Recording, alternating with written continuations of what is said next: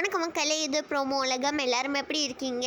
சிவங்கி இன்னைக்கு இன்ஸ்டாவில் வந்து ஒரு ஸ்டோரி தான் ஷேர் பண்ணியிருக்காங்க. இந்த ஃபோட்டோ தான் கேர்லி ஹேர் டே அப்படின்னு வந்து இன்ஸ்டாவில் வந்து ஷேர் பண்ணியிருக்காங்க. உங்கள் எல்லாருக்கும் ஸ்ட்ரைட்டாக இருக்கிறது பிடிக்குமா, இல்லாட்டி சுருட்டி இருக்கிறது பிடிக்குமான்னு சொல்லி கமெண்ட் செக்ஷனில் சொல்லுங்கள்.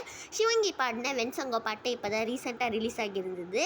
சிவங்கி வந்து வெண்சங்கோ அவுட் நோ அப்படின்னு சொல்லி இன்ஸ்டாலேயே வந்து போஸ்ட்லாம் போட்டிருக்காங்க.